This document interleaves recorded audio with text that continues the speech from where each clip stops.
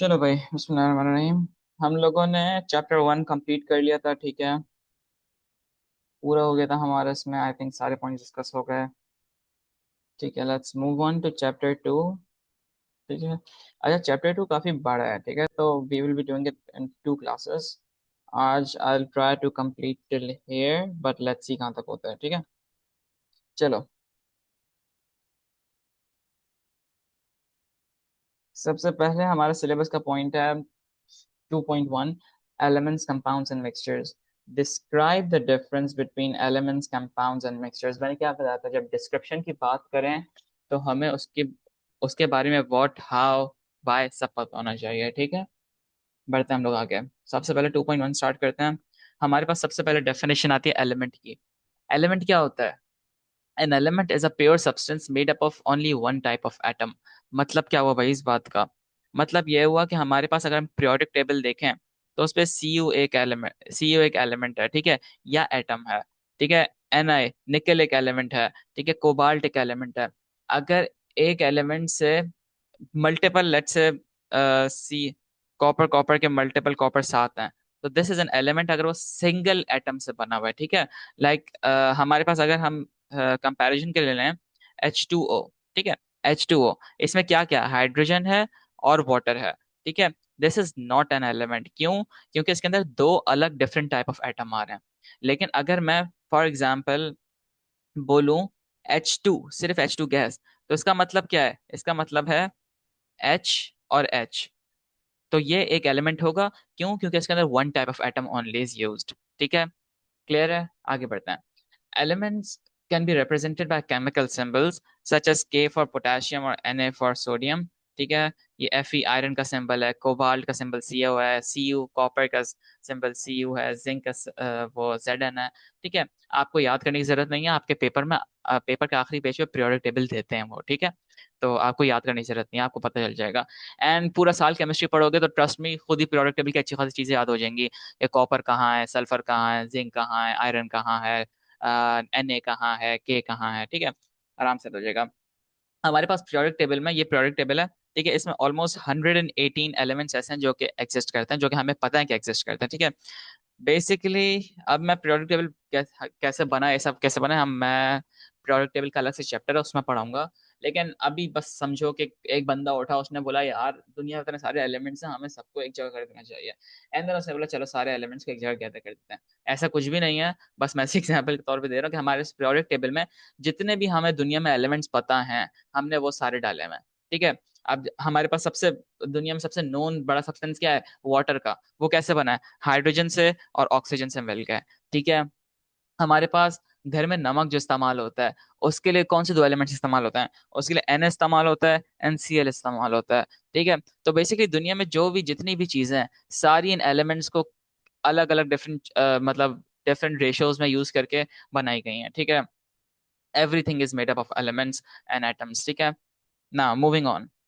Elements can not be broken down into simpler substances. Elements को और नहीं तोड़ा जाता, ठीक है। इससे मैं थोड़ा सा आगे जाके सही से बताऊंगा, समझ आएगा। अच्छा, बाय द वे, चलो अब हम पढ़ते हैं मॉलिक्यूल्स की तरफ। कुछ मॉलिक्यूल्स भी एलिमेंट्स हो सकते हैं, ठीक है। अब समझो, एलिमेंट्स की डेफिनेशन क्या थी? One type of atom only, ठीक है। ये मॉलिक्यूल की डेफिनेशन थी। तो मतलब अगर हमारे पास, एक सेकंड होल्ड करो जरा। तो मतलब अगर हमारे पास कोई मॉलिक्यूल हो जो कि लेट्स से हमारे पास ऑक्सीजन है। अच्छा, नाउ बाय द वे, हम अगर पीरियोडिक टेबल देखें ना, तो हमारे पास ये वाला जो ग्रुप है, इसको कहते हैं डायटोमिक, ठीक है। अभी मैं से सही से आगे जाके हम पढ़ेंगे इसको। लेकिन अभी के लिए समझो कि जितने भी एलिमेंट्स है ना, ये सारे दो के स्टेट में एग्जिस्ट करते हैं। जैसे फ्लोरीन है तो F2 के तौर पे एग्जिस्ट करेगा, क्लोरीन है तो Cl2 के तौर पे एग्जिस्ट करेगा। ऑक्सीजन गैस को ले लें तो हम क्या कहते हैं? O2, ठीक है। O2। कार्बन डाइऑक्साइड का पता है ना, CO2। तो वो कैसे बन रहा है? O2 हमेशा दो उसमें एग्जिस्ट करता है।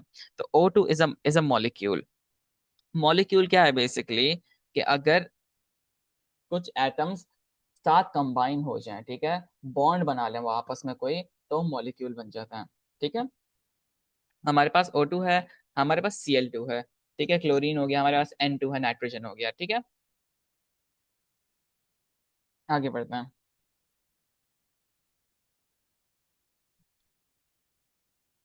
गिव मी अ सेकंड, एक सेकंड।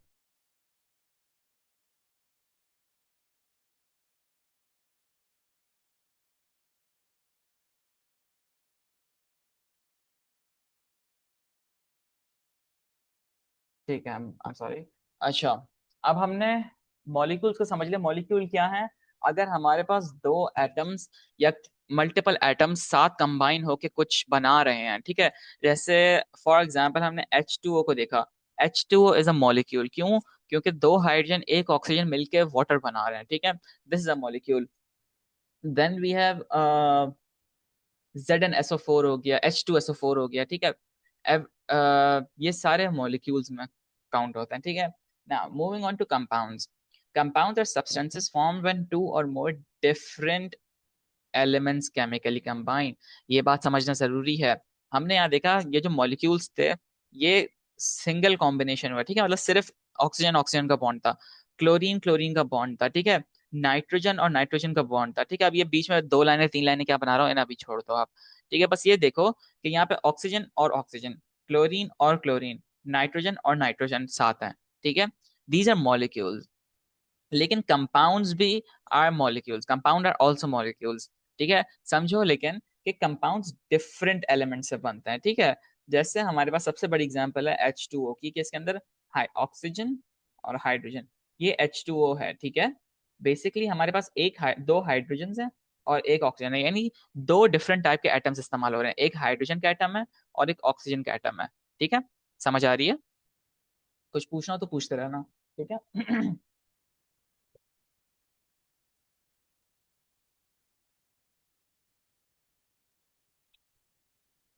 ठीक है। Now, compounds are substances formed when two or more different elements chemically combine. Now, एक और चीज समझो भाई, यहाँ पे ये बात याद रखना, कंपाउंड्स केमिकली कॉम्बिनेशन से बनेंगे। अब ये केमिकली कॉम्बिनेशन आगे बताऊंगा क्या होती है। लेकिन फॉर नाउ ये समझो कि जब दो एलिमेंट्स, दो डिफरेंट टाइप के एटम्स मिलके कुछ बनाते हैं और उनके बीच में बॉन्ड बनता है बकायदा, ठीक है। Like there is a force of attraction acting on them, और वो कुछ बीच में बॉन्ड बन रहा है, केमिकल फोर्स लग रही है उन पे। तो फिर ये होगा कि वो एक नया सब्सटेंस बना लेंगे। यानी हाइड्रोजन एक गैस है, ऑक्सीजन एक गैस है, मिलके इन्होंने लिक्विड बना लिया, पानी बना लिया, ठीक है। एक कंप्लीटली नया सब्सटेंस बनेगा, ठीक है। एंड जब वो नया सब्सटेंस अब रिवर्स नहीं कर सकता, मैं उससे वापस उसमें नहीं जा सकता, ठीक है। फिजिकल मीन से अगर मुझे H2O को फिजिकल मीन से दोबारा जाना है मुझे उसके एलिमेंट्स पे, तो मैं नहीं जा सकता, ठीक है। इससे same goes for carbon dioxide. Carbon dioxide हमारे पास कार्बन है और ऑक्सीजन है साथ में, ठीक है। CO2 है हमारे पास। So this is also compound, ठीक है। कंपाउंड्स के डिफरेंट केमिकल फॉर्मूलाज होते हैं, H2O हो गया, कार्बन डाइऑक्साइड, CO2 हो गया, ठीक है। Now, compounds can not be separated physically. Physically का मतलब क्या है कि भाई अगर मैं वाटर को, लेट्स से मैं फिल्टर पेपर पे फनल करता हूँ, ठीक है। या ज्यादा अच्छी एग्जांपल हो, आसान वाली, कि हमने किया जब हम लोग चाय को वो करते हैं, छानते हैं, ठीक है। तो दैट इज कॉल्ड सिफ्टिंग। और हमारे पास उसमें केमिस्ट्री में instead of sifting we use funneling and filter paper, ठीक है। Basically it is this kind of cone, एक ऐसी कोन होती है, ठीक है। एंड ऐसा एक सेकंड, ये हमारे पास एक पेपर है, ठीक है। ये एक पेपर है, पेपर नहीं एक्चुअली ट्यूब है, ठीक है। इसके ऊपर हम रखते हैं पेपर, ठीक है, ये पेपर। और हम इस पेपर के ऊपर डालते हैं अपना सब्सटेंस। अब क्या होगा, वो भी जो भी सब्सटेंस होगा ना, लेट्स से उस सब्सटेंस के अंदर थोड़ा सा सॉलिड है, थोड़ा सा लिक्विड है, तो जो लिक्विड पार्टिकल्स होंगे वो नीचे गिर जाएंगे और जो सॉलिड पार्टिकल्स होंगे ऊपर रह जाएंगे। इसकी एग्जांपल है, समझो जब मैंने चाय छानी तो पत्ती ऊपर रह गई और जो चाय थी वो नीचे गिर गई, ठीक है। This is the kind of ideology band filter paper, ठीक है। लेकिन वो बिल्कुल एक जरा से पार्टिकल्स को नीचे नहीं आने देता, ठीक है, जरा से भी। तो now this is known as these some of these techniques are known as physical separation techniques, ठीक है। तो हमारे पास जो कंपाउंड्स हैं उन्हें हम फिजिकली सेपरेट नहीं कर सकते, ठीक है। अगर मैं वाटर को छानता हूँ या फिल्टर पेपर पे डालता हूँ, क्या लगता है ऊपर हाइड्रोजन और ऑक्सीजन अलग अलग हो जाएगा? नहीं होगा, ठीक है। Now now we have mixtures. Mixtures सबसे आसान चीज है, ठीक है। मिक्सचर्स ऐसे समझो, मैंने uh, मैंने एक ग्लास पानी लिया and then I added a table spoon of salt, ठीक है, और उसे मिला दिया। This is a mixture. मैंने एक गिलास पानी लिया, उसके अंदर मैंने एक चमचा रूह अफ़ज़ा डाल दिया, दिस इज अ मिक्सचर। मैंने एक गिलास पानी लिया, उसके अंदर टैंग डाल दिया, दिस इज अ मिक्सचर। और मैंने उसे स्टर कर दिया, ठीक है। Physically mix together but not chemically combined. मतलब जो भी हमारा ये होगा मिक्सचर होगा, उसके बीच में बॉन्ड नहीं होंगे। जैसे यहाँ पे हमने बीच में बॉन्ड्स बनाया ना ऑक्सीजन में, ये वाले बॉन्ड प्रेजेंट नहीं होंगे। बस ये होगा, ये ऑक्सीजन यहाँ घूम रही है, यहाँ घूम रही है, यहाँ घूम रही है पानी के अंदर ही, ठीक है। It will be mixed together, ठीक है। Mixtures a combination of two or more substances, elements और compounds physically mixed together but not chemically bonded. ये बात आपने याद रखनी है कि आपसे अक्सर एग्जामिनर पूछ सकता है कि भाई मिक्सचर और कंपाउंड में क्या डिफरेंस है। So you need to know कि भाई this is chemically bonded and this is not chemically bonded. दूसरा डिफरेंस क्या है कि ये it can not be separated physically while mixtures can be separated physically, ठीक है। फिजिकल मीन से सेपरेट हो सकता है। अब इसकी एग्जांपल ऐसे लो कि भाई अगर मैंने आ, वो लिया, क्या बोलते हैं, हम्म, अगर मैंने वो सॉल्ट वाटर लिया और मैंने उसे बॉईल कर दिया, ठीक है। Boiling is a physical mean, ठीक है। अगर मैंने उसे बॉईल कर दिया, आप थोड़ी देर बाद नोट करना, बल्कि घर पे भी एक्सपेरिमेंट कर सकते हैं वाला। एक ग्लास लो, ठीक है, उसके अंदर 1 से 2 चमचे नमक डाल दो, ठीक है। Stir it and leave it for some time. थोड़ी देर बाद देखना नमक कंप्लीटली खत्म हो जाएगा नीचे से, and the water will be a little cloudy सा, थोड़ा सा, ठीक है, कलर चेंज हो जाएगा वाटर का, थोड़ा सा वाइटिश हो जाएगा वाटर, ठीक है। अब आप क्या करो, उस पानी को आप उठा के डालो किसी कंटेनर में एंड स्टार्ट बॉइलिंग इट, ठीक है। थोड़ी देर बाद देखना सारा पानी खत्म हो जाएगा एंड नीचे एक वाइट लेयर होगी, that white layer will be of salt, ठीक है। वो वाइट लेयर नमक की होगी, ठीक है। तो this is a physical mean of separation, ठीक है। नाउ अगेन, अगर मैंने लेट्स से तो पानी में थोड़ी सी मट्टी डाल दी, ठीक है। पानी में मैंने क्या डाल दिया, मट्टी डाल दी, ऐसे मिक्स किया, एंड देन मैंने उसे फिल्टर पेपर पे डाला। अभी फिल्टर पेपर समझाया कि ये पेपर था, ठीक है, इसके ऊपर मैंने पानी डाला जिसके अंदर पानी और मट्टी दोनों था। थोड़ी देर बाद आप नोट करना सारा पानी नीचे कंटेनर में आ जाएगा, ठीक है, ऊपर सारी मट्टी रह जाएगी, and this pani will be crystal clear, by the way. मैं कभी इसका एक्सपेरिमेंट करके दिखाऊंगा, ठीक है। Now the compounds in a mixture can retain their original properties. मतलब क्या हुआ, हमने ऊपर पढ़ा था जब कंपाउंड्स और वो थे, मॉलिक्यूल्स थे, उसमें दो दो सब्सटेंसेस मिलके, दो एलिमेंट्स मिलके एक नया सब्सटेंस बना रहे थे, और वो ओरिजिनल प्रॉपर्टी उनकी नहीं रही। हाइड्रोजन और ऑक्सीजन गैस थे, मिलके दोनों ने पानी बना लिया। अब ना ना हाइड्रोजन गैस है ना ऑक्सीजन गैस है, दोनों मिलके एक नया सब्सटेंस बना रहे हैं। लेकिन यहाँ पे मिक्सचर के अंदर वो लोग नया सब्सटेंस तो इन अ सेंस नहीं बना रहे। अगर मैं नमक के अंदर पानी डाल रहा हूँ, क्या कुछ नया बन रहा है? नहीं बन रहा, ठीक है। और ओरिजिनल प्रॉपर्टीज फिर भी रह जाएंगी पानी की। क्यों? अगर मैं उसको फिल्टर कर लूं, अगर मैं उसको डिस्टिलेशन कर लूं, distillation by the way is known as, जो मैं बॉइलिंग वाला प्रोसेस कह रहा हूँ ना, डिस्टिलेशन को हम आगे सही से पढ़ेंगे। लेकिन फॉर नाउ समझो कि हम डिस्टिलेशन में ये करते हैं कि हम उसे हीट प्रोवाइड करते हैं, सारा पानी इवेपोरेट हो जाता है, ठीक है। और अगर हम सारा पानी को इवेपोरेट कर लें, तो हमारे पास क्या बनेगा? हमारे पास जो सॉल्ट है, सॉल्ट एंड वाटर अलग अलग बच जाएगा हमारे पास, ठीक है। तो इनकी जो फिजिकल ओरिजिनल प्रॉपर्टीज थी वो रिटेन हो जाएंगी, वो जैसी थी वैसी हो जाएंगी, अपने ओरिजिनल पोजीशन पे वापस आ जाएगा, ठीक है। अगर मैं सॉल्ट वाटर को बॉईल किया तो मेरे पास H2O और NaCl हो गया अलग अलग। अच्छा, by the way NaCl is known as table salt, जो कि हम खानों में इस्तेमाल करते हैं, ठीक है। समझ आ रही है ना? अब बड़ा कंफ्यूजिंग लग रहा होगा भाई, एटम क्या है, मॉलिक्यूल क्या है, मिक्सचर क्या है, कंपाउंड क्या है, ठीक है। जरा आप इस डायग्राम को देखें थोड़ा सा, फिर मैं बताता हूँ,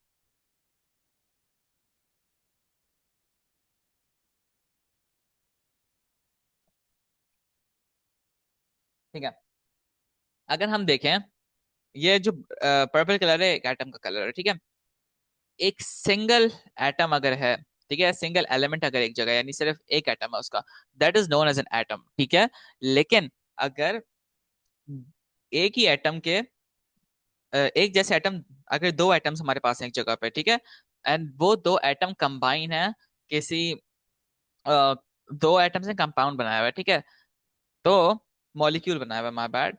तो अगर दो सेम एटम्स ने बॉन्ड करके मॉलिक्यूल बनाया हुआ है, that is known as a molecule, ठीक है। लेकिन अगर हम देखें, यहाँ दो सेम एटम्स हैं और एक डिफरेंट एटम है, इन तीनों ने मिलके बॉन्ड बनाया हुआ है, this is also known as a molecule. और ये क्या चीज है? This is a compound.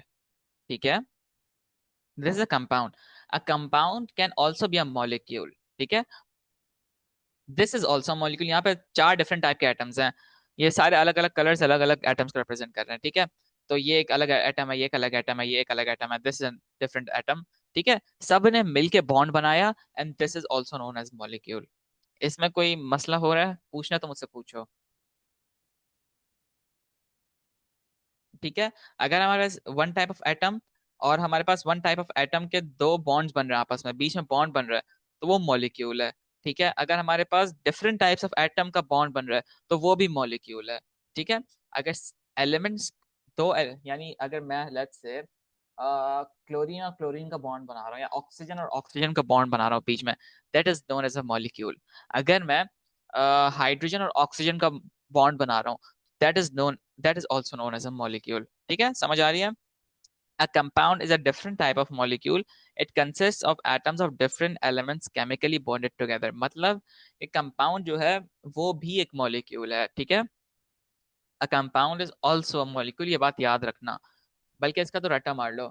A compound is also a molecule। ठीक है, it consist of atoms of different elements chemically bonded together. ठीक है, अगर हमारे पास एक मॉलिक्यूल है यानी सेम टाइप ऑफ एटम्स हैं, this is not a compound. ठीक है, क्योंकि कंपाउंड के लिए क्या जरूरी था कि different types of atoms chemically combined together. ठीक है, लेकिन अगर हमारे पास डिफरेंट टाइप्स ऑफ एटम्स हैं और वो मिलके बॉन्ड बना रहे हैं, that is also molecule and that is also compound at the same time. समझ आ रही है? I know it is kind of confusing, लेकिन समझने की कोशिश करो। अगर एक एटम है और मतलब अगर हमारे दो एटम्स हैं सेम टाइप के, ठीक है, और दोनों ने मिल के बॉन्ड बनाया, दैट इज अ मॉलिक्यूल। अगर हमारे पास डिफरेंट टाइप्स ऑफ एटम है और उन्होंने बॉन्ड बनाया, that is also a molecule and that is a compound at the same time. ठीक है, ये समझ आ रहा है? मुझे जल्दी से बताओ चैट पे, वरना से और एक्सप्लेन करूंगा मैं।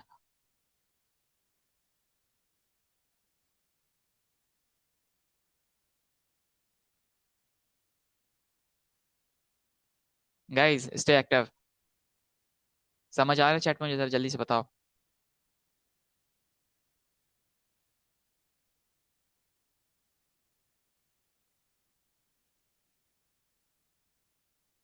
ठीक है, गुड। ठीक है, फिर मूविंग ऑन। अब हम पढ़ रहे हैं भाई, सर अभी तक आपने बोलते रहे कि ये सारी compound are chemically bonded together, molecules are chemically bonded together. What the hell is a chemical bond? ये क्या चीज है भाई? ना, a chemical bond means that atoms are joined together by strong chemical forces। ये chemical forces क्या है? जो इनके बीच में bonds हैं, ठीक है, वो जो बीच में जो बॉन्ड्स हैं इनके, that are known as chemical forces. हम पूरी केमिस्ट्री में कहीं शायद कभी ये केमिकल फोर्सेस का वर्ड यूज ना करें, हम हमेशा बॉन्ड का वर्ड यूज करेंगे। ठीक है, तो अगर दो एटम्स के बीच में कोई बॉन्ड बन रहा है, ठीक है, they are making a bond together, ठीक है, और मिलके वो कुछ नया सब्सटेंस बना रहे हैं, ठीक है, तो that is a chemical bond. ठीक है, अगर हम एग्जांपल लें वाटर की या कार्बन डाइऑक्साइड की। ठीक है, नाउ मूविंग ऑन। यहाँ पे हमने एक छोटी सी एग्जांपल देख लो कि भाई एटम और एक टाइप ऑफ एटम है, और फिर वही एटम में दो एटम साथ हैं, उन्होंने मॉलिक्यूल बनाया और वो एलिमेंट भी हैं। ठीक है, क्यों? एलिमेंट की क्या डेफिनेशन थी? Same type of atom only. ठीक है, और ये भी, और ये दिस इज ऑल्सो मॉलिक्यूल। ठीक है, ओ सॉरी, मॉलिक्यूल कह रहा हूँ, या दिस इज ऑल्सो मॉलिक्यूल। ठीक है, एंड दीज आर मिक्सचर्स। देखो मिक्सचर्स में साथ साथ नहीं है, सारे सेपरेटेड हैं। ठीक है, अगर मैं इसको सिफ्ट करूंगा या इसको मैं फिल्टर करूंगा तो सारे अलग अलग हो जाएंगे। ठीक है, या डिस्टिलेशन करूँ, इसी जो भी करूँ मैं। अब हमारे पास हमने क्या पढ़ा था ऊपर सिलेबस में कि describe the differences between the elements, compounds and mixtures. अब हम थोड़ा सा डिफरेंस देख लेते हैं। एलिमेंट्स जो हैं they are made up of only one type of atom, लेकिन कंपाउंड जो है वो two or more different types of atoms. ठीक है, और जो मिक्सचर्स हैं contain two or more elements और compounds that are not chemically bonded together. अच्छा, now you need to memorize this. ठीक है, कि भाई mixtures are not chemically bonded together, compounds are chemically bonded together. ठीक है, मिक्सचर्स मल्टीपल एलिमेंट्स के हो सकते हैं। ठीक है, each element has its unique properties, compounds have their own unique properties and that are different from the elements that make them up। इसको समझो भाई, अगर हमारे पास एक हाइड्रोजन गैस, हाइड्रोजन लें और ऑक्सीजन लें, both are gases at room temperature. ठीक है, हमारे पास हाइड्रोजन भी एक गैस है, हमारे पास ऑक्सीजन भी एक गैस है। लेकिन जब मैंने इनको केमिकली कंबाइन कर दिया तो उनकी जो ओरिजिनल प्रॉपर्टीज थी, जो उनकी यूनिक प्रॉपर्टीज थी, अब वो चेंज हो गई। ठीक है, वो चेंज होकर लिक्विड बन गई दोनों चीजें। ठीक है, मिलके गैस मिलके लिक्विड बना रही है। ठीक है, तो compounds have their own unique properties that are different from the elements that make them up. हमारे पास हाइड्रोजन था, hydrogen was an element, oxygen was an element. दोनों की डिफरेंट प्रॉपर्टीज क्या थी कि hydrogen was a gas, oxygen was a gas, मिलके दोनों ने एक नया सब्सटेंस बनाया, दैट इज अ लिक्विड। ठीक है, तो क्या हुआ कि भाई जो यूनिक प्रॉपर्टीज जो हमारे एलिमेंट की थी, जब वो कंपाउंड में चेंज होगा तो वो यूनिक प्रॉपर्टीज लूज हो जाएंगी।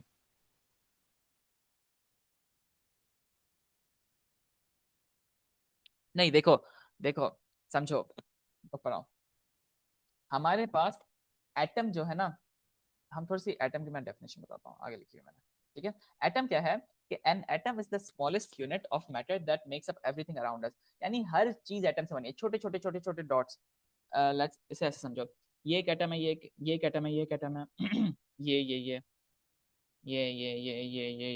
ये सारे एटम्स है। ठीक है, these are all element, atoms अलग अलग। अगर मैं यही एटम्स को साथ कंबाइन कर दूं, now this is an element. ठीक है, एलिमेंट क्या है कि डिफरेंट टाइप्स ऑफ एटम हमारे पास अगर हैं, ठीक है, तो दैट इज एन एलिमेंट।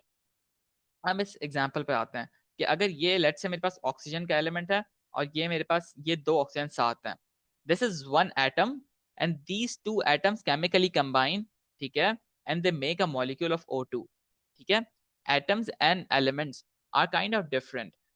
एक एटम्स अगर साथ में कहीं मतलब एक एटम है हमारे पास, ठीक है, दैट इज एन एलिमेंट। अगर एक एटम दूसरे एटम के साथ बॉन्ड बना रहा है सेम टाइप ऑफ एटम के, that is also an element. ठीक है, मैं इसकी एग्जांपल ऐसे दोबारा लिख देता हूँ यहाँ पे कि अगर मेरे पास ये ऑक्सीजन का एक एलिमेंट है, ठीक है, ये एटम है, अगर यही ऑक्सीजन बीच में बॉन्ड्स बनाते हैं, सो this is also an element. क्यों? क्योंकि एलिमेंट की डेफिनेशन हमने क्या पढ़ी थी कि element, an element is the same type of atoms chemically combined.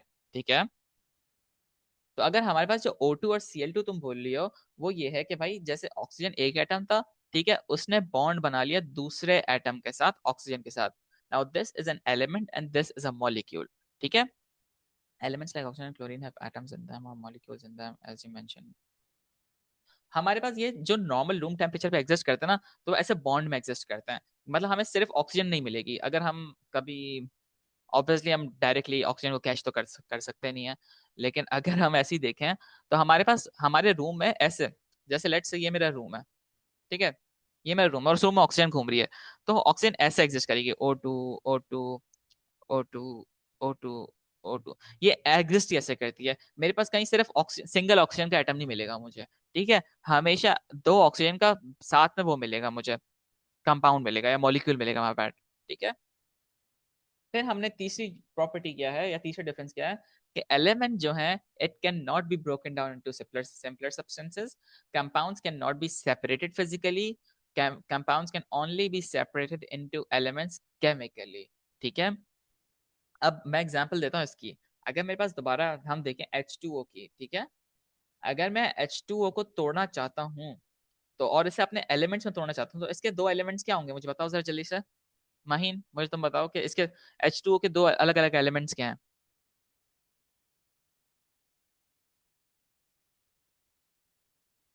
Hydrogen and oxygen are two different elements. ठीक है, H2 + O2। अब देखो जब मैंने इसे तोड़ा, तो ये अपना जो स्टेट है इसका एग्जिस्ट O2 में एग्जिस्ट कर रहा है। ठीक है, सिमिलरली हाइड्रोजन भी दो हाइड्रोजन साथ एग्जिस्ट कर रहा है। ठीक है, हम ये साथ में एग्जिस्ट ऐसे क्यों कर रहे हैं, इसको मैं आगे जाके अभी शायद इसी चैप्टर में थोड़ा आगे जाके पढ़ाऊंगा। ठीक है, लेकिन अभी फॉर नाउ समझो कि compounds can not be separated physically। ठीक है, compounds can not be separated physically, they can only be separated into their elements chemically। ठीक है, केमिकल वे से सेपरेट होंगे।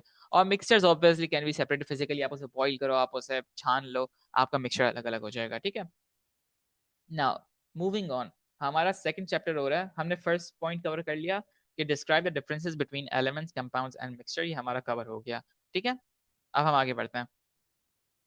नाउ हमारा सेकंड पार्ट शुरू होता है 2.2, जो कि है atomic structure and the periodic table. भाई ये क्या भला है?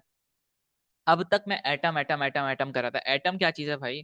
Now, an atom is the smallest unit of matter that makes everything up around us. हमारे आसपास जो कुछ, even our cells, हर चीज एटम से बनी है, ठीक है। Atom is basically the smallest particle to exist, ठीक है।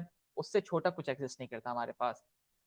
तो हमारे पास, और वो छोटे छोटे पार्टिकल्स मिलके, वो छोटे छोटे यूनिट ऑफ मैटर मिलके हमारे आसपास चीजें बना रहे हैं। हम अपना पेन उठा लें, मैं अपनी स्क्रीन देख रहा हूँ, मैं अपना टैबलेट देख रहा हूँ, मैं अपनी बोतल उठा रहा हूँ, मैं जो हैंड फ्री पहना हुआ हूँ, मैं जो माइक पहना हुआ हूँ, मेरा जो पीसी है, everything is made up of atom, ठीक है।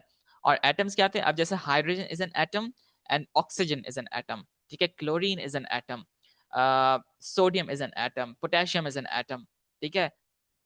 Chlorine, bromine, iodine, everything is an atom, ठीक है। नाउ मूविंग ऑन, हमारे पास एटम का स्ट्रक्चर क्या है भाई, everything is made up of atoms. अब हम देखें भाई, अगर हम कभी एटम को गौर से देखें तो this is the structure of an atom. Basically हमारे पास बीच में एक छोटी सी चीज होगी, ठीक है। बीच में एक बॉल सी दिखेगी, ठीक है। उसके अंदर और बॉलें होंगी अजीब अजीब सी, एंड उसके आसपास रिंग्स बनी हुई होंगी, एंड उन रिंग्स के अंदर भी हमें बॉलें दिखेंगी। भाई ये क्या बला है, what the hello, what is this. ठीक है, अब हम इसे थोड़ा सा पढ़ते हैं। हम पढ़ते हैं एटॉमिक स्ट्रक्चर को, कि भाई एटम का स्ट्रक्चर क्या है, एक एटम के अंदर क्या क्या होता है। तो अगर हम देखें, एटम के अंदर बेसिकली एक सेंटर होता है, known as nucleus. This centre piece is known as nucleus, ठीक है। ये जो सेंटर का पीस है, this is known as nucleus. Now इस न्यूक्लियस के अंदर दो सब एटॉमिक पार्टिकल्स होते हैं, दो और पार्टिकल होता है, यानी दो और चीजें होती हैं। उसके अंदर क्या क्या होता है, उसके अंदर एक प्रोटॉन होता है, एक न्यूट्रॉन होता है। एग्जाम्पल समझो, थोड़ी वास्ट एग्जाम्पल है लेकिन समझने की कोशिश करो। मेरे बैग के अंदर एक पेंसिल पाउच पड़ा है, उस पेंसिल पाउच के अंदर सिर्फ शार्पनर और इरेजर पड़ा हुआ है।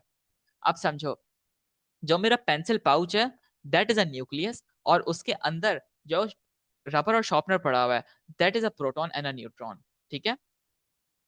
और जो मेरा जो पूरा बैग है, दैट, उसे आप शेल्स कह लो, या ये जो रिंग्स हैं वो रिंग्स कह लो। अभी हम उन रिंग्स को थोड़ा आगे जाके पढ़ेंगे, ठीक है। An atom has a centre called the nucleus with neutrons and protons, and around the centre there are electrons arranged in energy shells. The electrons orbit the nucleus. कुछ समझ नहीं आ रहा सर, ये क्या बातें कर रहे हैं। आगे बढ़ते हैं, हम एक गौर से जरा देखते हैं एक एटम को बहुत जूम इन करके देखते हैं, ठीक है। बहुत ज्यादा जूम इन करके देखते हैं। अच्छा, by the way, one more thing, atom इतना छोटा है कि हम उसे उससे भी नहीं देख सकते, माइक्रोस्कोप से भी नहीं देख सकते। These are just scientist, I wouldn't say they made this up, लेकिन they have never actually seen a neutron or proton in their life, ठीक है ना। मूविंग ऑन, ये हमारा एक एटम का स्ट्रक्चर है, स्ट्रक्चर ऑफ एन एटम, ठीक है। हमने देखा कि भाई this is a nucleus, this is a nucleus. इसके अंदर दो चीजें एग्जिस्ट कर रही हैं, एक न्यूट्रॉन एग्जिस्ट कर रहा है, एक प्रोटॉन एग्जिस्ट कर रहा है। और दोनों किस में एग्जिस्ट कर रही है, न्यूक्लियस के अंदर एग्जिस्ट कर रही हैं। और फाइनली उसके गिर्द ऐसे रिंग्स बनी हुई हैं, इन इन रिंग्स को कहा जाता है शेल्स, ठीक है। इन शेल्स के अंदर इलेक्ट्रॉन घूमते हैं, ठीक है। इलेक्ट्रॉन यहाँ घूमते हैं ऐसे करके, इन शेल्स के अंदर घूमेंगे। और ये शेल्स किसके गिर्द है, न्यूक्लियस के गिर्द है। तो हम कहते हैं कि इलेक्ट्रॉन्स ऑर्बिट द न्यूक्लियस, ठीक है। समझ आ रहा है।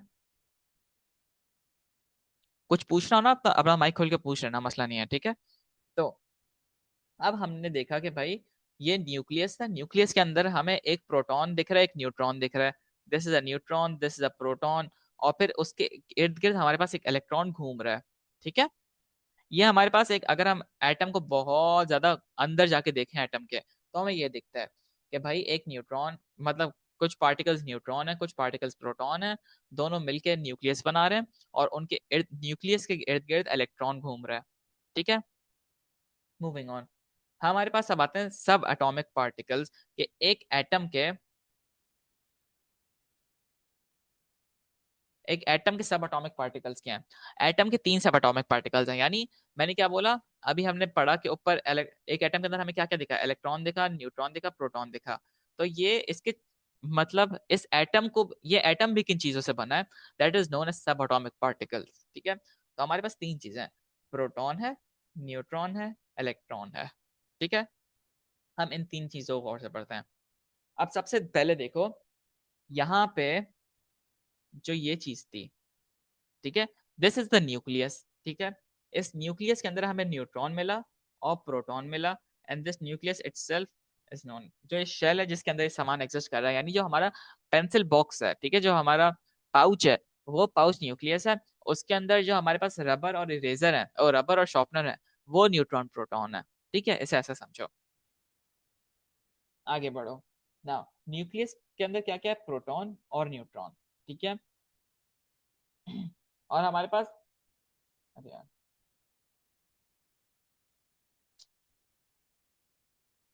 It is the centre of an atom, यानी एटम के बीच में क्या मिला हमें, एटम के बीच में हमें मिला न्यूक्लियस जिसके अंदर प्रोटॉन और न्यूट्रॉन एग्जिस्ट कर रहे हैं, ठीक है। ना प्रोटॉन इज पॉजिटिवली चार्ज और न्यूट्रॉन के ऊपर कोई चार्ज नहीं है, ठीक है। पॉजिटिवली चार्ज मतलब अगर ये प्रोटॉन है तो प्रोटॉन के ऊपर हमेशा प्लस का साइन होगा, मतलब वो पॉजिटिव चार्ज है, ठीक है ना। आगे बढ़े अगर हम, ये हमने थोड़ा सा और मैंने इसकी एग्जांपल दे दी कि भाई हमारे पास ये प्रोटॉन है रेड वाला, ये वाला प्रोटॉन है, ये वाला प्रोटॉन है, this is a neutron, this is a neutron, और ये इलेक्ट्रॉन है, ठीक है। देखो प्रोटॉन के ऊपर एक प्लस साइन बना हुआ है, मतलब वो है पॉजिटिवली चार्ज्ड है, ठीक है। Electrons are negatively charge particles that orbit the nucleus in energy shell. अब देखो भाई, अगर हमारे पास प्रोटॉन, अच्छा अभी हम थोड़ा सा आगे जाके फिजिक्स में पढ़ेंगे वाली चीज, कि अगर किसी भी चीज को एक ऐसे स्टेट में होना चाहिए ना कि वो बिल्कुल न्यूट्रल स्टेट हो या उसका बैलेंस स्टेट हो, तो जरूरी है कि जो प्लस और माइनस के साइंस हो वो सेम हो, ठीक है। अगर हमारे पास 10 प्रोटॉन्स प्लस में है, तो हमारे पास 10 इलेक्ट्रॉन्स माइनस में होनी चाहिए, ताकि उससे हमें पता चलेगा कि हमारा जो ये एटम है वो न्यूट्रल चार्ज पे है, ठीक है, मतलब उसके सब कुछ बैलेंस्ड है, ठीक है। अब अगर हमारे पास प्रोटॉन के ऊपर प्लस चार्ज है, तो हमारे पास जरूरी है कोई ऐसा एटम हो या कोई ऐसा पार्टिकल हो उसके अंदर जिसके अंदर नेगेटिव चार्ज हो। तो वो चीज कहाँ से आती है, वो चीज हमें मिलती है इलेक्ट्रॉन से। Electron is negatively charge, electron का सिंबल है, ठीक है। इलेक्ट्रॉन को जब भी कभी लिखते हैं हम लोग, तो हम इलेक्ट्रॉन को लिखते हैं ऐसे, ई बनाया और उसके ऊपर एक माइनस साइन बना दिया, इसे इलेक्ट्रॉन लिखते हैं, ये इलेक्ट्रॉन का सिंबल है, ठीक है। तो electrons are negatively charged particles that orbit the nucleus in energy shells, ठीक है। यानी ये जो घूम रहे हैं जिस शेल के अंदर, सॉरी ये तो न्यूक्लियस है, जो इसके अंदर घूम रहे हैं, तो ये एनर्जी शेल्स है हमारे पास, ठीक है, इसके अंदर घूम रहे हैं। अच्छा अब bye the way one more thing, ये समझो, प्रोटॉन और न्यूट्रॉन जो हैं वो हैवी हैं, और electrons are very very very very light, extraordinary light, ठीक है। कितना लाइट है अभी हम आगे जाके पढ़ेंगे। अभी आप इसे देखो कि भाई हमारे आगे जाके एक एमसीक्यू भी आएगा आपके पास कि भाई जो एटम है, एटम का ज्यादातर मास जो है वो उसके न्यूक्लियस के अंदर है, क्योंकि प्रोटॉन और न्यूट्रॉन हैवी हैं कंपेयर टू इलेक्ट्रॉन्स, जो कि ऑलमोस्ट नॉन एग्जिस्टेंट वेट है उनका और नॉन एग्जिस्टेंट मास है, ठीक है। Electrons are very lighter compare to proton and neutron, ठीक है। अब हमारे पास एक और पेपर में एक चीज पूछी जाती है कि भाई रिलेटिव चार्जेस बताओ इन चीजों के। हमारे पास सबसे पहले देखते हैं, हम देखते हैं कि प्रोटॉन कहाँ एग्जिस्ट कर रहा है, प्रोटॉन एग्जिस्ट कर रहा है न्यूक्लियस के अंदर, ठीक है। प्रोटॉन कहाँ पे, न्यूक्लियस के अंदर है। प्रोटॉन के ऊपर हमेशा प्लस का चार्ज है, तो +1 चार्ज होगा उसके ऊपर, और मास आप उसका 1 कह लो, ठीक है, 1 मास है उसका, ठीक है। देन हमारे पास आता है न्यूट्रॉन, न्यूट्रॉन भी कहाँ पे, न्यूक्लियस के अंदर, और न्यूट्रॉन के ऊपर कोई चार्ज नहीं है, जीरो चार्ज है उसके ऊपर, ठीक है, न्यूट्रल है वो, और उसका भी मास क्या है, 1 है। Electron on the other hand, electron nucleus में एग्जिस्ट नहीं कर रहा, वो न्यूक्लियस के इर्द गिर्द जो शेल्स हैं उन शेल्स में एग्जिस्ट कर रहा है, ठीक है, सो उन शेल्स में एग्जिस्ट कर रहा है। और इलेक्ट्रॉन्स के ऊपर क्या सिंबल है, क्या साइन है, -1 का, -1 का चार्ज है। अब कंपैरिजन देखो, इसका मास 1 है, इसका मास 1 है, लेकिन इसका मास 1/1836, अगर मैं इसे मैं कैलकुलेटर में डालूं तो कितनी वैल्यू आ रही है इसमें, 1/1836,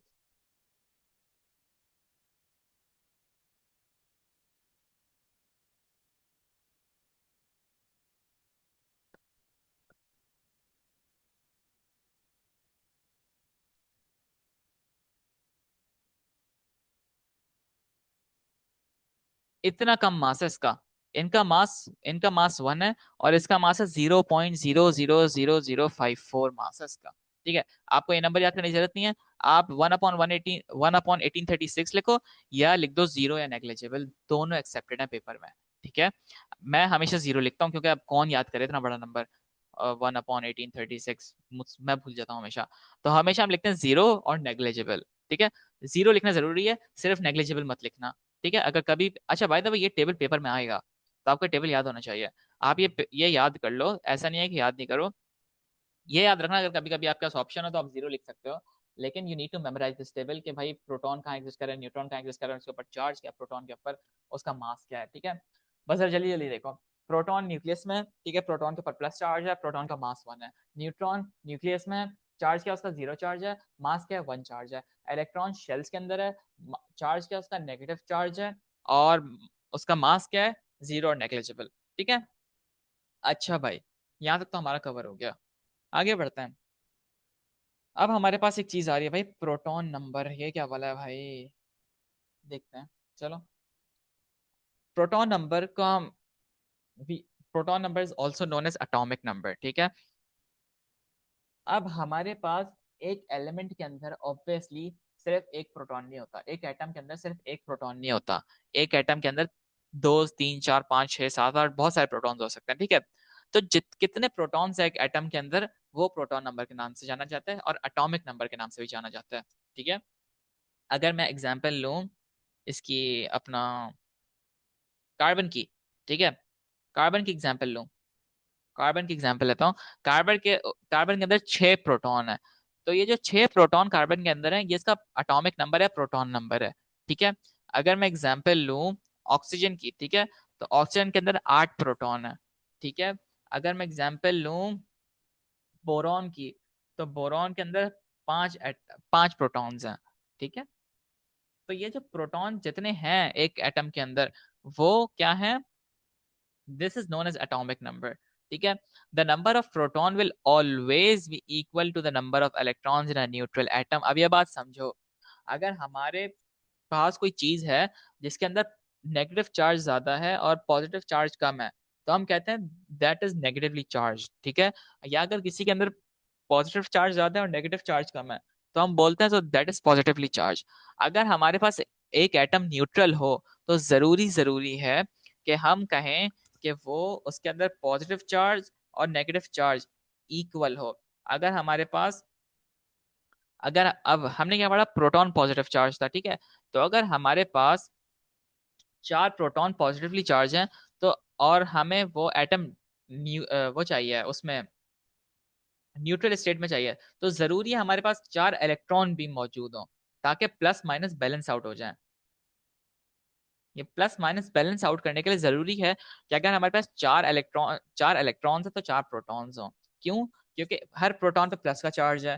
ठीक है, तो जितने प्रोटॉन होंगे उतने ही इलेक्ट्रॉन होना जरूरी है, अगर हमारे पास एक एटम न्यूट्रल है।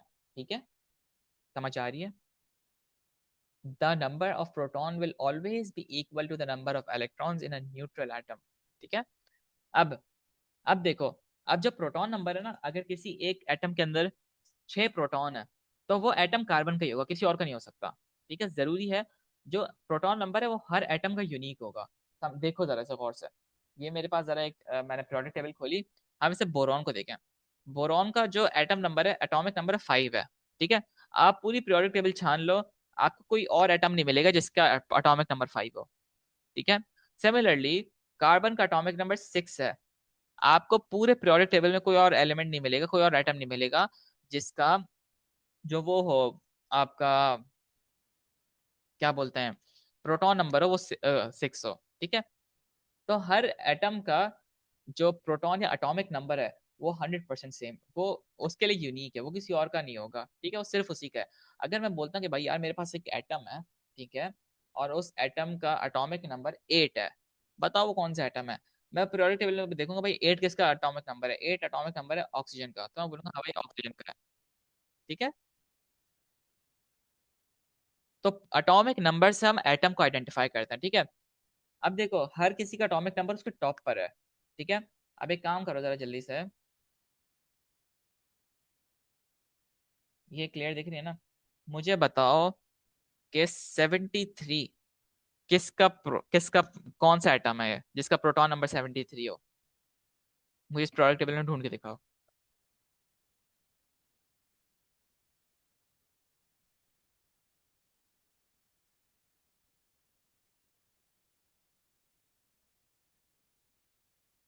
वेरी गुड, सही है। और बाकी बताएं।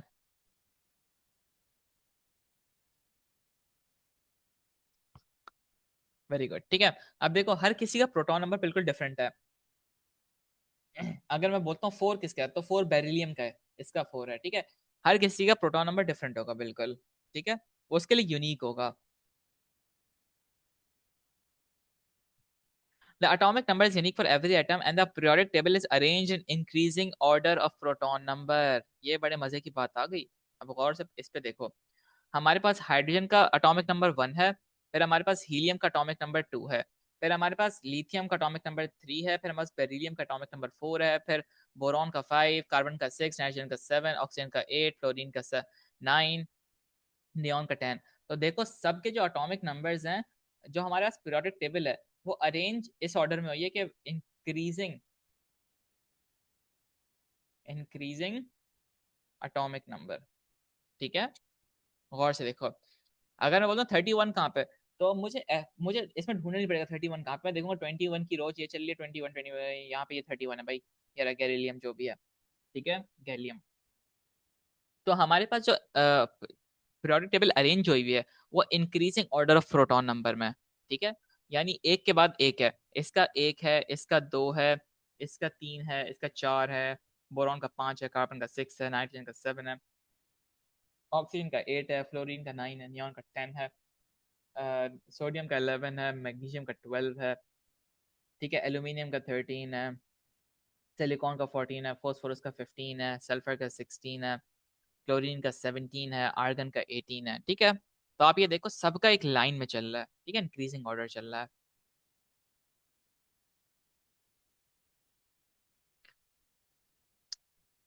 अब ये भी हमने देख लिया कि भाई हर, अच्छा बाय द वे, अगर ऐसे भी लिखा हो ना, हमारे पास एक एटम है जो हमारे पास पीरियोडिक टेबल उसमें मिलेगी, पेपर में मिलेगी, उसमें एटॉमिक नंबर ऊपर होता है और नीचे उसका मास होता है, ठीक है ना।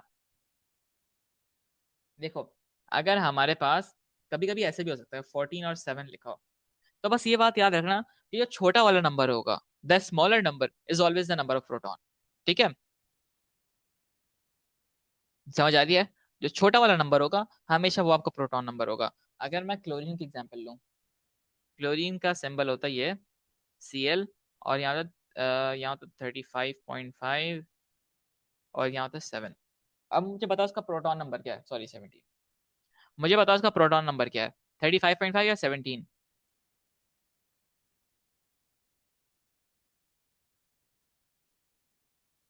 गुड, ठीक है, समझ आ रही है।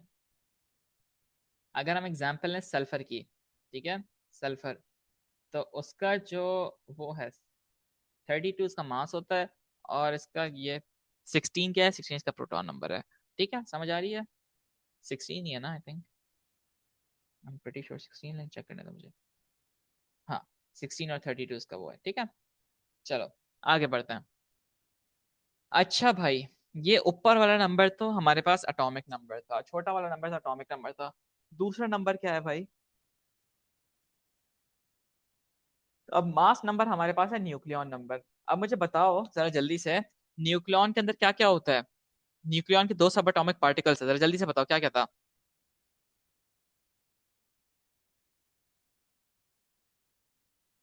सही है। बाकी बताएं। प्रोटॉन और न्यूट्रॉन। तो जो हमारे पास न्यूक्लियॉन के अंदर प्रोटॉन और न्यूट्रॉन साथ साथ हैं, ठीक है, proton plus neutron, that is known as the mass number, ठीक है। मतलब ये जो 14 है, इस 14 का मतलब है कि इसके अंदर अगर 7 प्रोटॉन है तो इसके अंदर 7 न्यूट्रॉन है, ठीक है, समझ आ रही है। तो मास नंबर क्या है? The total number of protons and neutrons in the nucleus, ठीक है। Mass number is known as protons plus neutrons. अब देखो भाई, बड़ा मजे का सीन है।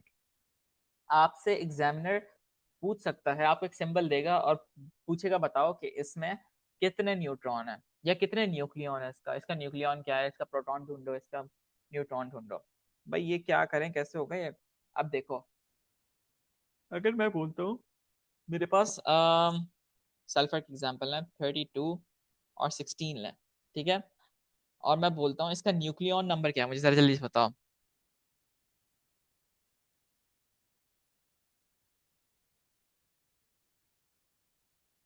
सही है। बाकी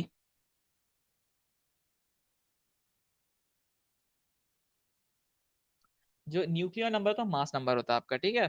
तो दिस न्यूक्लियर नंबर इज 32, ठीक है। और प्रोटॉन नंबर क्या है इसका? 16, ठीक है। प्लस मुझे ढूंढना क्या है? मुझे न्यूट्रॉन ढूंढना है। न्यूट्रॉन मुझे पता नहीं है न्यूट्रॉन क्या है। तो मैंने क्या किया ना, प्लस एक्स कर दिया। अब मैं 30, एक सेकंड थोड़ा सा कर लो, ठीक है। और मुझे न्यूट्रॉन ढूंढना है, मैं चलो इसे न्यूट्रॉन कह देता हूँ, ठीक है। अब मुझे न्यूट्रॉन ढूंढना है, मैंने क्या किया, 32 माइनस 16 किया तो मेरे पास न्यूट्रॉन आ जाएंगे, नंबर ऑफ न्यूट्रॉन। वो कितने होंगे? वो भी 16 होंगे। Neutron is equal to 16। समझ आई कैसे निकला? ये जो मास नंबर है हमारा, ये मास नंबर क्या है? ये मास नंबर न्यूक्लियन है। न्यूक्लियन, ये बात याद रखना। न्यूट्रॉन और न्यूट्रॉन और न्यूक्लियन में मिक्स नहीं होना, ठीक है। This is nucleon slash mass number, ठीक है। अगर मैं बोलता हूँ आपको, let me do one thing.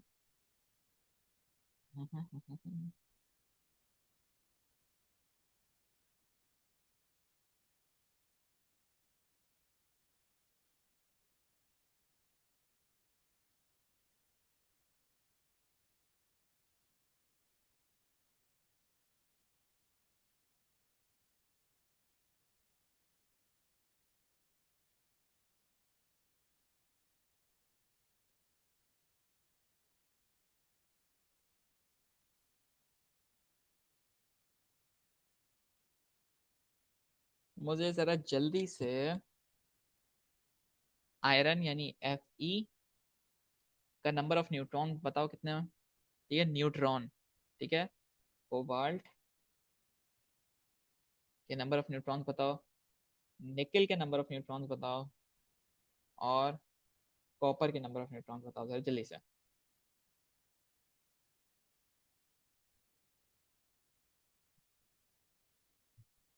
हालत भी बता दो, कोई मसला नहीं है, बस बताओ, ठीक है।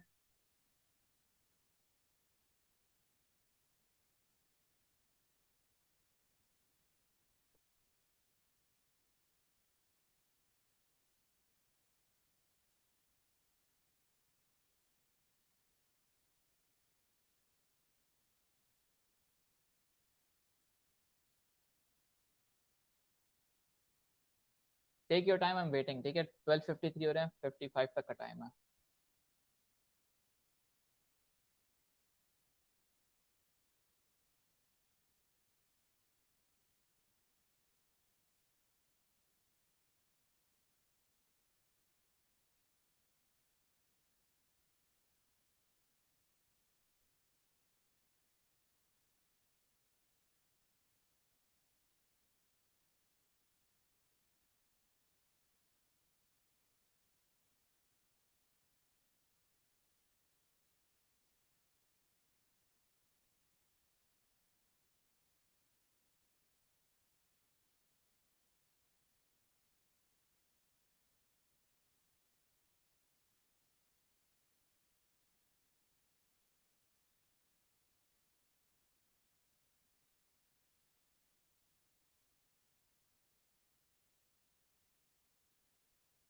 ठीक है, बाकी हुजैफा, हफ्सा, जूम यूजर, जल्दी जल्दी बताओ।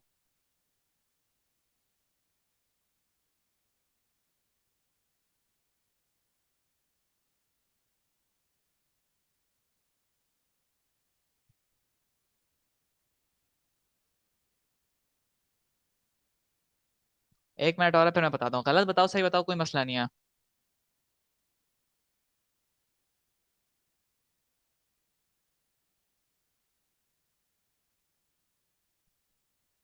चलो, वेरी गुड। एक बार चेक करते हैं भाई हमारे पास। हम अपनी सबसे पहले एक इक्वेशन बना लेते हैं कि भाई न्यूक्लियन जो है वो इक्वल है प्रोटॉन प्लस न्यूट्रॉन के, ठीक है। अब हमने देखा कि भाई प्रोटॉन नंबर छोटा वाला नंबर होता है सबका, ठीक है। तो हमने, और न्यूक्लियन नंबर ये वाला है, ठीक है। तो 56 इक्वल्स 26 प्लस न्यूट्रॉन हमें नहीं पता, मैं से एन कह रहा हूँ। 56 माइनस 26, तो हमारे पास नंबर ऑफ न्यूट्रॉन आ जाएगा। मैं चेक कर लेता हूँ। 56 माइनस 26 दैट इज 30। ठीक है, जिसने 30 आंसर किया है, very good Maheen, very good Abdul Basit, very good Huzaifa, very good Zoom user. यार Zoom user what's your name, ताकि नेम से बोला हूँ। Then we have cobalt. ठीक है, अगर हम कोबाल्ट के एग्जांपल लें, तो कोबाल्ट में हमारे पास न्यूक्लियर नंबर क्या है उसका? अच्छा आयजा, ठीक है। हमारे पास 59 इसका न्यूक्लियर नंबर है। ठीक है, एंड हमारे पास इसका प्रोटॉन नंबर क्या है? 27 प्रोटॉन नंबर है। और नंबर ऑफ न्यूट्रॉन्स हमें नहीं पता, तो एन कह देंगे हम इसे। 59 माइनस 27 करो, तो हमारे पास 32 आ रहा है कोबाल्ट का। ठीक है, तो N is equals to 32। Very good, जिसने 32 बोला था। ठीक है, निकल को भी देख लेते हैं। निकल का हमारे पास न्यूक्लियर नंबर है 59। अच्छा, now note one thing, proton number सबका यूनिक है, लेकिन जो हमारे पास वो है मास नंबर है, वो हर किसी का डिफरेंट है। ठीक है, और किसी का कुछ भी हो सकता है। देख, और सेम भी हो सकता है। कोबाल्ट और निकल का मास नंबर सेम है, यहाँ पे देखो।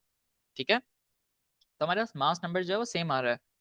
तो हमारे पास क्या किया, इसका 59 is equals to 28 plus N. 59 minus 28 is equals to N.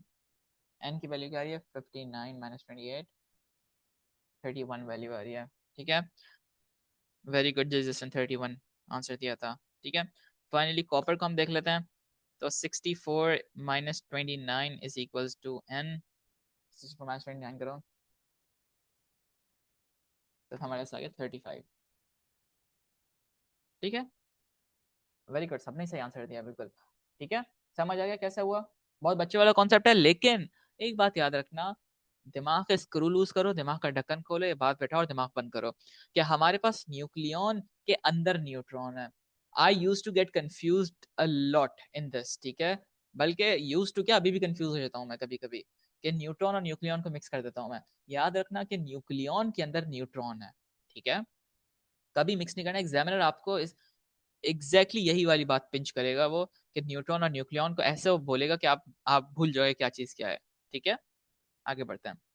अब हमारे पास आती है इलेक्ट्रॉनिक कॉन्फ़िगरेशन।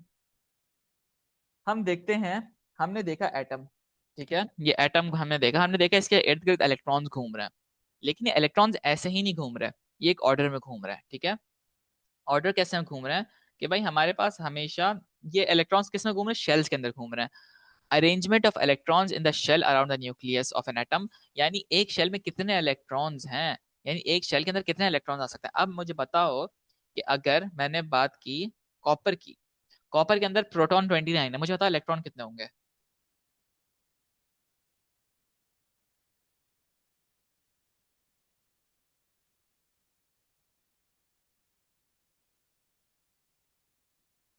गुड।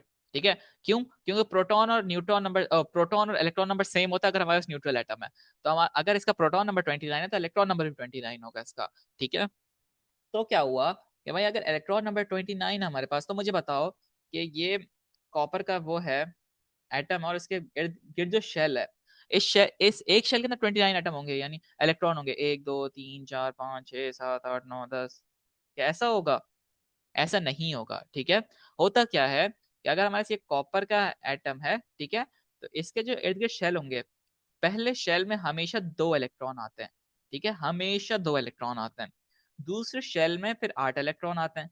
ठीक है, अब ये बात रखो, पहले शेल की कैपेसिटी सिर्फ 2 इलेक्ट्रॉन की है, दूसरे शेल की कैपेसिटी 8 इलेक्ट्रॉन की है, और बाकी उसके बाद जितने भी शेल्स हैं सब में 8 इलेक्ट्रॉन आ सकते हैं, अप टू 8 इलेक्ट्रॉन।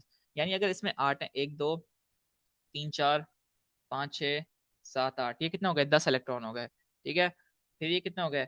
इसमें 8 और आ जाएंगे, तो 18 हो जाएंगे, एंड सो ऑन, ये इलेक्ट्रॉन्स बढ़ते रहेंगे। ठीक है, मैं थोड़ा छोटा आइटम लेता हूँ ताकि उसका बताना आसान हो मुझे।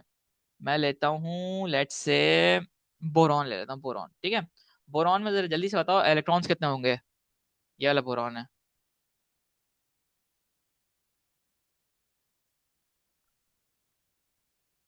गुड। ठीक है, इलेक्ट्रॉन्स 5 है इसके अंदर। तो अगर हमारे पास ये बोरॉन है, ठीक है, तो इसके पहले शेल में सिर्फ 2 इलेक्ट्रॉन्स होंगे। ठीक है, पहले शेल के अंदर 2 इलेक्ट्रॉन्स होंगे सिर्फ। तो यानी ये एक इलेक्ट्रॉन हो गया, ये दूसरा इलेक्ट्रॉन हो गया। दूसरे शेल के अंदर,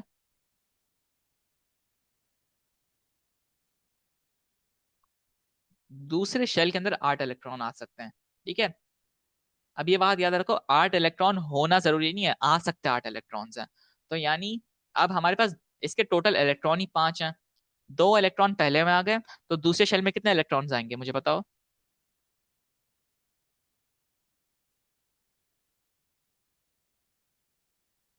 3 इलेक्ट्रॉन्स आएंगे।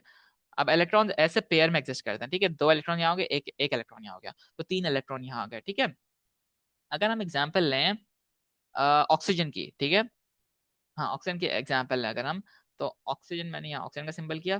पहले इसके टोटल इलेक्ट्रॉन 8 हैं, ठीक है, तो इसके पहले शेल में 2 इलेक्ट्रॉन्स आ गए। दूसरे शेल में कितना आने चाहिए? नहीं, we can not put 3 electron in the first shell. पहले शेल में हमेशा 2 इलेक्ट्रॉन्स आएंगे, ये बात याद रखना। इस बात का रट्टा मारो कि first shell will always hold 2 electrons, it can not hold more than 2 electrons. अब एग्जाम्पल देखो, अप टू 2 इलेक्ट्रॉन। अगर हम हाइड्रोजन को लें, तो हाइड्रोजन का सिर्फ एक ही इलेक्ट्रॉन है उसके पास, तो हम क्या लिखते हैं, हाइड्रोजन और फिर यहाँ एक इलेक्ट्रॉन, बस दैट्स इट, इसके अलावा कुछ नहीं करते हैं। पहले शेल में हमेशा हमेशा हमेशा हमेशा 2 इलेक्ट्रॉन आएंगे, 2 से ज्यादा इलेक्ट्रॉन नहीं आ सकते। ठीक है, और दूसरे शेल से ऑनवर्ड जितने, अगर 20 शेल भी हों, सब में फिर 8 8 8 इलेक्ट्रॉन आते रहेंगे। ठीक है, तो हमारे पास ऑक्सीजन में पहले शेल में 2 आ गए, वेरी गुड हुजैफा। दूसरे शेल में हमारे पास 6 आने चाहिए, 1 2 3 4 5 6, तो हमारे पास ये इलेक्ट्रॉन्स होगा ऑक्सीजन के। ठीक है,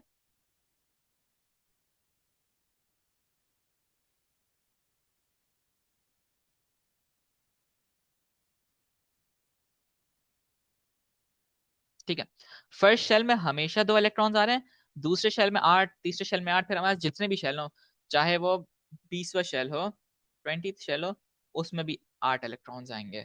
ठीक है, समझ आ रही है? अब हमारे पास, हमसे सिलेबस बोलता है कि हमें इलेक्ट्रॉनिक कॉन्फ़िगरेशन याद हो एटलीस्ट 20 एटम्स की, 1 to 20 तक जिनका एटॉमिक नंबर है, तो अब याद कर लो। इसके पास इसका एटॉमिक नंबर क्या है? हाइड्रोजन का एटॉमिक नंबर 1 है, उसकी इलेक्ट्रॉनिक कॉन्फ़िगरेशन 1 है। हीलियम का एटॉमिक नंबर 2 है, तो उसके पहले शेल में ही 2 इलेक्ट्रॉन्स पूरे हो गए। ठीक है, फिर हमारे पास लिथियम है, लिथियम के पहले शेल में 3 इलेक्ट्रॉन है। ठीक है, oh sorry sorry sorry, atomic number इसका 3 है।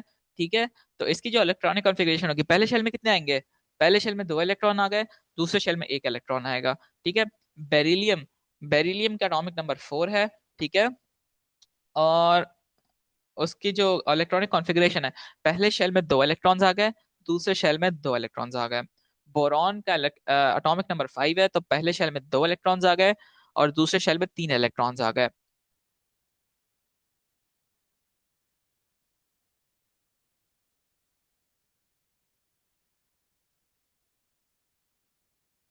ठीक है, अब मुझे जरा जल्दी से, बल्कि चलो तो तुम लोगों ने देख ही लिया। एक सेकंड दो जरा मुझे, just give me a second.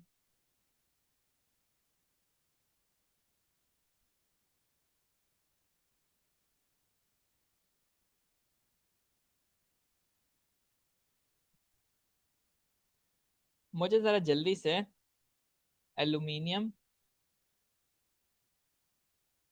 Aluminium और और सल्फर की मुझे इलेक्ट्रॉनिक कॉन्फ़िगरेशन बताओ।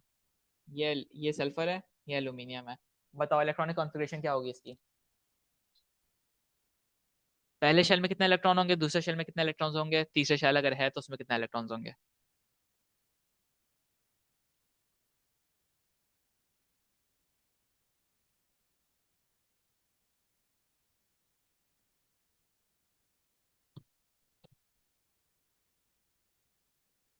आयजा, माहीन, हफ्सा, सब, हुजैफा, शहीर,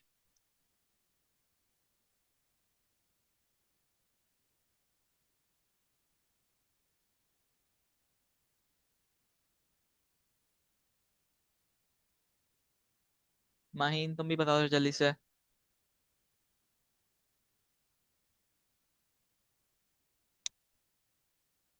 हुजैफा अगर आंसर गलत हो कोई मसला नहीं है, ठीक है, डोंट वरी अबाउट इट। ठीक है, देखो एल्यूमिनियम के अंदर टोटल इलेक्ट्रॉन कितने, 13 हैं। ठीक है, तो पहले शेल में तो 2 हो गए, तो बात पता है हमें।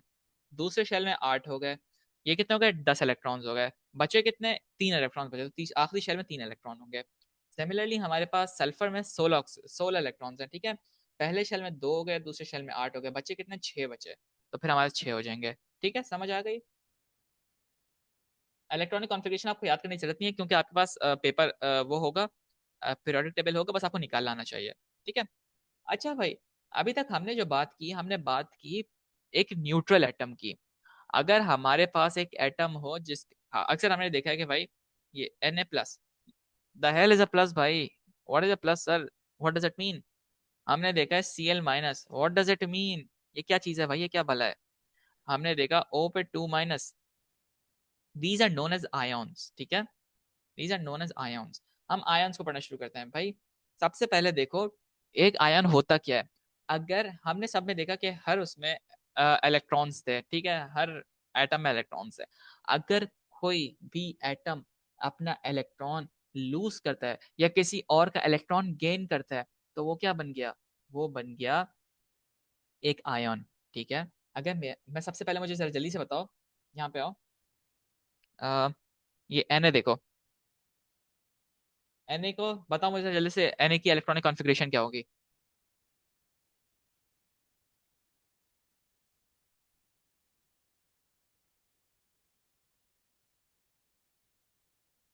गुड, 281। ठीक है, अब देखो, जितने भी एटम्स इस दुनिया में हैं, वो कोशिश करेंगे जो उनका आखिरी वाला शेल है ना, उसके अंदर या तो पूरे 8 इलेक्ट्रॉन हो, या उनके पास आखिरी शेल हो ही ना। ठीक है, हर हर एटम की कोशिश होती है कि वो किसी भी तरीके से अपना आखिरी शेल को पूरा कर सके। अगर मुझे बताओ, मैं इसका वन किसी तरीके से हटा दूं, इस वन को किसी तरीके से काट दूं, निकाल दूं इसमें से, अब वन यहाँ नहीं है, तो क्या इसके आखिरी शेल में 8 इलेक्ट्रॉन पूरे हो जाएंगे। अगर इसके पास 8 इलेक्ट्रॉन पूरे हो गए, ये खुश हो जाएगा, बोलेगा अबे यार अल्लाह का शुक्र, मेरा काम पूरा हो गया, मेरे पास 8 इलेक्ट्रॉन हो गए, मुझे 8 इलेक्ट्रॉन चाहिए थे, मेरे 8 इलेक्ट्रॉन पूरे हो गए, मजे आ गए भाई मेरे तो। हर इलेक्ट्रॉन, हर एटम की कोशिश होगी कि वो किसी तरीके से अपना आखिरी, जो उसका आखिरी शेल है, वो या तो पूरे 8 कर ले उसके अंदर, या तो वो आखिरी शेल लूज कर जाए अपना। ठीक है, तो अब अगर वो अपना 1 इलेक्ट्रॉन, ये क्या करेगा, ये बोलेगा भाई ये मेरे पास 1 इलेक्ट्रॉन एक्स्ट्रा है, या हमारी तरह, हम पाकिस्तानियों की तरह ग्रीडी नहीं है, इसने बोला यार मेरे किसी दोस्त को अगर जरूरत है 1 इलेक्ट्रॉन की, तो मैं उसे दे देता हूँ। यार एक काम करो, तुम ये इलेक्ट्रॉन ले लो, मुझे इस इलेक्ट्रॉन की जरूरत नहीं है। मैंने इलेक्ट्रॉन हटा दिया, अब इसके पास इलेक्ट्रॉनिक कॉन्फ़िगरेशन हो गई 2 8। ये खुश हो गया। लेकिन क्योंकि इसने अपना इलेक्ट्रॉन दे दिया किसी को, तो इसके ऊपर एक प्लस का चार्ज आ गया। ठीक है, इसने क्या किया, अब इसने बोला यार भाई किसी को 1 इलेक्ट्रॉन की जरूरत है, मैं 1 इलेक्ट्रॉन दे रहा हूँ, कोई है तो बताओ। क्लोरीन ने बोला यार मुझे जरूरत है 1 इलेक्ट्रॉन की। हम आए क्लोरीन पे, मुझे जरा जल्दी से क्लोरीन की बताओ इलेक्ट्रॉनिक कॉन्फ़िगरेशन क्या होगी। ये रहा प्रोटीन, क्लोरीन का नंबर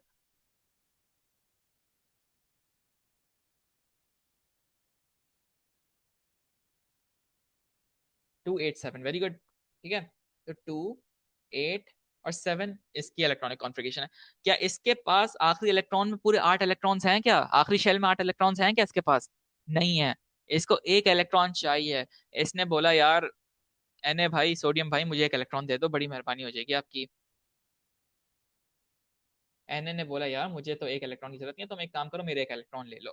ठीक है, अब जब इसने अपना 1 इलेक्ट्रॉन दे दिया, इसने अपना 1 इलेक्ट्रॉन दे दिया, तो यहाँ पे 7 की बजाय कितना इलेक्ट्रॉन्स हो गए, 8 इलेक्ट्रॉन हो गए। ठीक है, लेकिन और इसके भी आखिरी शेल पूरा हो गया। ठीक है, तो ये आखिरी शेल जो पूरा हुआ, इसने क्या किया, इसने इलेक्ट्रॉन किसी से लिया है या अपना इलेक्ट्रॉन दिया है किसी को, किसी से लिया है ना, ऑब्वियसली गेन किया है। ठीक है, अगर इसने गेन किया तो इसके ऊपर माइनस साइन आ जाएगा, तो क्या होगा, क्लोरीन माइनस। ठीक है, और Na ने अपना 1 इलेक्ट्रॉन दिया है, तो उसके ऊपर क्या साइन आ गया, प्लस का साइन आ गया। समझ आ रहा है कॉन्सेप्ट, ये वाले कॉन्सेप्ट में भूलना नहीं। ठीक है, कि प्लस का मतलब क्या है कि लूज किया है, माइनस का मतलब क्या है कि गेन किया है। ठीक है,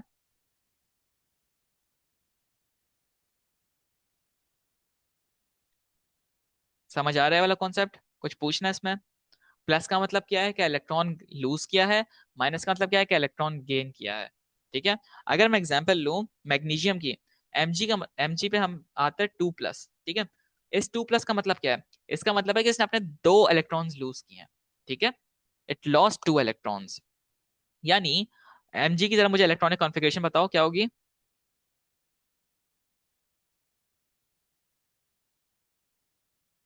ये रहा Mg, ये रहा। मुझे इसकी इलेक्ट्रॉनिक कॉन्फ़िगरेशन बताओ जरा जल्दी से। 282, ठीक है। 282 इसकी इलेक्ट्रॉनिक कॉन्फ़िगरेशन है। अब मुझे बताओ कि इसके लिए क्या जरूरी है? क्या ये किसी से 6 इलेक्ट्रॉन्स गेन करे या अपने 2 इलेक्ट्रॉन किसी को दे दे? 2 इलेक्ट्रॉन किसी को देना ज्यादा आसान है ना इसके लिए। तो अगर इसने अपने 2 इलेक्ट्रॉन डोनेट कर दिए या लूज कर दिए, तो इसके ऊपर आ जाएगा 2+ का साइन, मतलब इसने 2 इलेक्ट्रॉन्स दिए अपने किसी को, ठीक है। और अगर हम आ जाएं ऑक्सीजन पे, मुझे जरा जल्दी से बताओ ऑक्सीजन की क्या कॉन्फ़िगरेशन है, हम देख चुके हैं पहले। 2,6 कॉन्फ़िगरेशन है इसकी, ठीक है। तो इसके लिए क्या आसान है? क्या ये अपने 6 इलेक्ट्रॉन्स लूज करे या 2 इलेक्ट्रॉन गेन करे? 2 इलेक्ट्रॉन गेन करना इसके लिए ज्यादा आसान है। तो हम लिखते हैं O2-, यानी इसने 2 इलेक्ट्रॉन गेन किए हैं किसी से, ठीक है। समझ आ रही है? आगे बढ़ते हैं। आई होप ये वाला पार्ट क्लियर हो गया सही से, ठीक है। तो अगर मैं आपसे बोलता हूँ मुझे जरा कॉन्फ़िगरेशन बताओ, Na+ की इलेक्ट्रॉनिक कॉन्फ़िगरेशन बताओ, तो Na की कॉन्फ़िगरेशन क्या थी? Na की कॉन्फ़िगरेशन थी, Na पे 23 था ना, सॉरी 10 थे, 11 थे सॉरी Na की। तो Na की कॉन्फ़िगरेशन थी 281, ठीक है। लेकिन Na+ यानी Na आयन की क्या होगी कॉन्फ़िगरेशन? 2,8। समझ आई? मुझे बताओ, एक काम करो, मुझे ये एक ऑक्सीजन एटम है, ठीक है, जिसके पास 8 इलेक्ट्रॉन्स हैं, ठीक है। ये भी एक ऑक्सीजन एटम है, और ये ऑक्सीजन आयन है, सॉरी, ठीक है। अब मुझे बताओ कि दोनों की कॉन्फ़िगरेशन, पहले एटम की कॉन्फ़िगरेशन बताओ मुझे जल्दी से।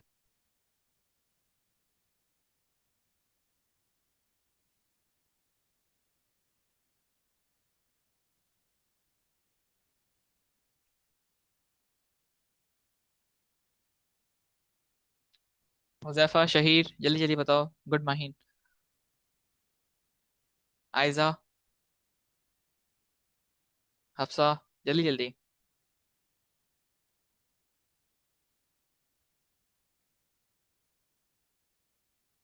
ठीक है, गुड। अब मुझे बताओ कि O2-, 2- का मतलब क्या है? मुझे जरा जल्दी से बताओ, माइनस का मतलब क्या है? माइनस का मतलब गेन है या लॉस्ट है?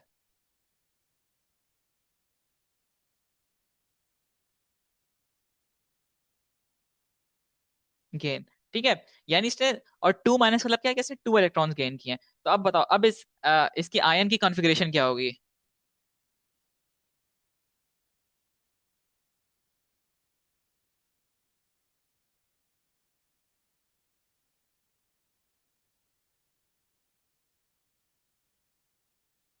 इसके आयन की कॉन्फ़िगरेशन होगी 2-8, मतलब इसने जो एक इलेक्ट्रॉन था, 2 इलेक्ट्रॉन गेन कर लिए। पहले इसका 2-6 थे, अब इसका 2-8 हो गए। पहले शेल में हमेशा 2 थे, दूसरे शेल में इसको 2 और चाहिए थे, इसने 2 ले लिए किसी से, ठीक है। यहाँ पे हमारा ये वाला कॉन्सेप्ट भी क्लियर हो गया। अब हम बढ़ते हैं भाई पीरियोडिक टेबल पे। पीरियोडिक टेबल पे हमारे पास 2 चीजें हैं, ठीक है। एक हमारे पास है ये, ठीक है, ये ये ये ये ये ये और ये, ठीक है। आप देखो, this is known as a group, ठीक है। Group 1, group 2, group 3, group 4, group 5, group 6, group 7, group 8, ठीक है। दीज आर ग्रुप्स, ठीक है। And then these are the periods, ठीक है। ये आपके पीरियड्स हैं, ठीक है।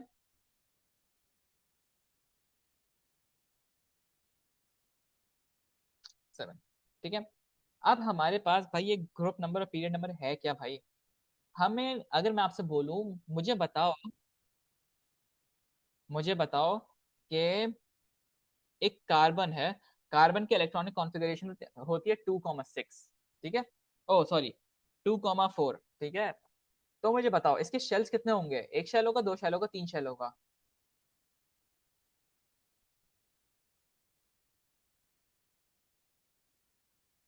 2 शेल होंगे, ठीक है। अगर मैं देखूं सल्फर को, सल्फर की हमारे पास वो क्या है, 2,8,6। इसके कितने शेल्स होंगे, एक शेल होगा, दो शेल होगा, तीन शेल होगा? तीन शेल आ रहा है, ठीक है। अगर मैं देखूं किसको, 34 देखता हूँ, ठीक है। पहले में दो हो गए, दूसरे में आठ हो गए, तीसरे में आठ हो गए, 18, फिर ये हो गए आठ हो गए, और फिर कितने हो गए, 16, 24, 32, 8, 16, 24, 24 प्लस टू, ठीक है।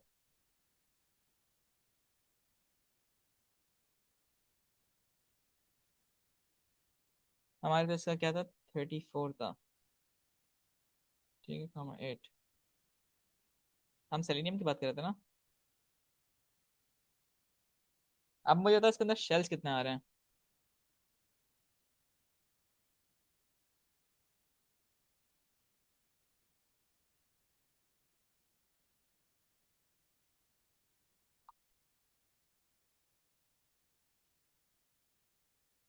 ठीक है, एक सेकंड रुको, मैं जरा इससे और से देखता हूँ, मेरी मैथ अभी काम नहीं करी फिलहाल। खैर, अब हम देखो कि भाई ग्रुप नंबर हमें बताता है कि जो आखिरी शेल है ना उसके अंदर कितने इलेक्ट्रॉन्स हैं। अगर हम ऑक्सीजन की बात करें, ठीक है, ऑक्सीजन क्या, ऑक्सीजन कॉन्फ़िगरेशन क्या थी, 2,6। देखो इसके आखिरी शेल में 6 इलेक्ट्रॉन्स हैं। ये किस ग्रुप में, सिक्स ग्रुप में, ठीक है, ये ग्रुप सिक्स में है, ग्रुप सिक्स में। अगर हम देखें नाइट्रोजन को, नाइट्रोजन का, नाइट्रोजन की कॉन्फ़िगरेशन है 2, कितना, 5, ठीक है। तो ये कौन से ग्रुप में, ये ग्रुप 5 में, ठीक है। अगर मैं लूं बेरिलियम की, ठीक है, तो इसकी कॉन्फ़िगरेशन है 2,2, ठीक है। तो ये कौन से ग्रुप में, ये ग्रुप 2 में। समझ आ रही है। तो ग्रुप नंबर हमें बता रहा है कि भाई आखिरी शेल में कितने इलेक्ट्रॉन्स हैं, ये हमें ग्रुप नंबर से पता चलता है, ठीक है। और पीरियड नंबर से हमें पता चलता है कि शेल्स कितने हैं। अगर 2,6 हैं तो मतलब दो शेल हैं, दो शेल्स हैं, ठीक है। और पीरियड नंबर क्या बता रहा है कि नंबर ऑफ ऑक्यूपाइड शेल्स। मुझे जरा जल्दी से बताओ कि पीरियोडिक टेबल देख के मुझे बताओ कि फोस्फोरस जो है, इसके इसके कितने शेल्स हैं और इसके आखिरी शेल में कितने इलेक्ट्रॉन्स हैं, ग्रुप नंबर और पीरियड नंबर देख के।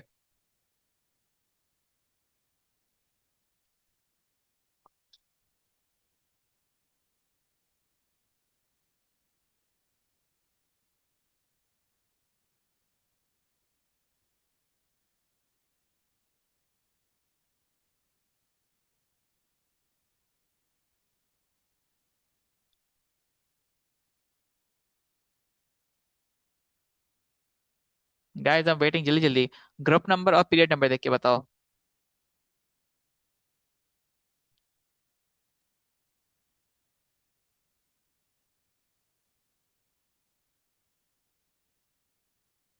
ठीक है, आयजा तुम बताओ, हुजैफा, हफ्सा, शहीर।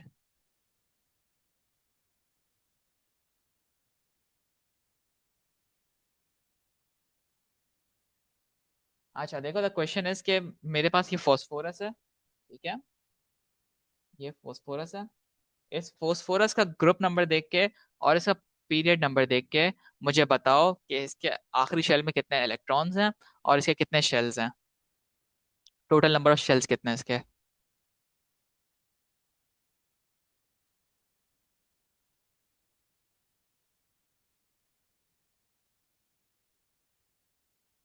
शहीर अगर समझ नहीं आ रहा तो मुझे बताओ, मैं तुम्हें दोबारा समझाता हूँ, ये कोई मसला नहीं है, ठीक है। देखो, सही है, वेरी गुड, समझ आ गया आई होप सबको। आइजा तो मैं समझ आ रहा है, ठीक है। हमने ग्रुप नंबर से क्या पता चला कि आखिरी शेल में कितना इलेक्ट्रॉन है। मतलब हमारे पास कार्बन के आखिरी शेल में 4 इलेक्ट्रॉन होंगे, सिलिकॉन के आखिरी शेल में 4 इलेक्ट्रॉन होंगे, ठीक है। इसके इसके इसके इसके सबके आखिरी शेल में 4 इलेक्ट्रॉन होंगे। और इनका पीरियड नंबर देख के पता चल रहा है कि भाई इसके इसके अंदर सिर्फ दो दो शेल्स हैं, ठीक है, एक्चुअली एक। अच्छा मैंने यहाँ थोड़ी सी गड़बड़ कर दी करते हुए लिखते हुए, इसलिए शायद मसला आ रहा है मुझे तभी। ये हमारे पास 1 हो गया, 1, 2, 3, 4, 5, 6, 7, ठीक है। अब हम देख रहे हैं, अगर हम ऑक्सीजन को देखें तो ऑक्सीजन के अंदर दो शेल्स आएंगे, ठीक है। हम फोस्फोरस को देख रहे हैं तो इसके अंदर भी, इसके अंदर 3 शेल्स आ रहे हैं, ठीक है। पीरियड नंबर में बता रहे हैं कितने शेल्स हैं इसके अंदर, ठीक है। Moving on. अच्छा अब देखो भाई, ये जो ग्रुप 8 है ना भाई, ये किंग्स एंड क्वींस का ग्रुप है भाई। What does that mean sir? हम इस ग्रुप 8 को देखते हैं ना जरा गौर से, तो देखो इसका मतलब एक ग्रुप 8 है, ठीक है। इसके अंदर बस एक चीज जरा खास है, जो कि हीलियम है, बाकी सारे था यहाँ। हमें ग्रुप नंबर क्या बता रहा था कि आखिरी शेल में कितने इलेक्ट्रॉन्स होते हैं, ठीक है। यहाँ पे सिर्फ हीलियम थोड़ी सी एक एक्सेप्शन है, क्योंकि इसके पहले शेल में 2 इलेक्ट्रॉन्स हैं, लेकिन बाकी सारे।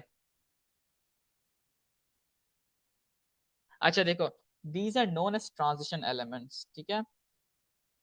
इनकी अलग अलग वैलेंसीज होती हैं, मतलब इनके अलग अलग वो होते हैं, ग्रुप्स होते हैं, ठीक है, अलग अलग नंबर्स होते हैं। किसी पे 2+ का चार्ज आ रहा होता है, किसी पे 3+ का चार्ज आ रहा होता है। तो ये हम ट्रांजिशन एलिमेंट का बकायदा पूरा टॉपिक पढ़ेंगे सही से, ठीक है। तो अभी for now you skip this, ठीक है। अभी हम सिर्फ जो बेसिक्स हैं उस पर कवर कर रहे हैं, ताकि एक बार बेसिक्स हमारी बन जाए तो हम ट्रांजिशन एलिमेंट को समझाना आसान होगा, ठीक है। अब ग्रुप 8 पे आओ। ग्रुप 8 पे हमारे पास जो हीलियम है इज एन एक्सेप्शन, लेकिन group 8 are known as noble gases. Noble gases, these are like the kings and queens of England, ठीक है।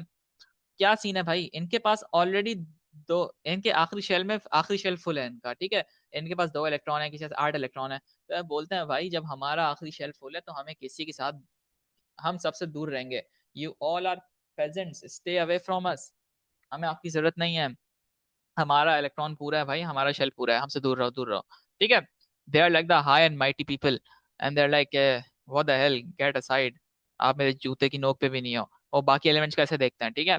क्यों? क्योंकि इनका आखिरी शेल फुल है।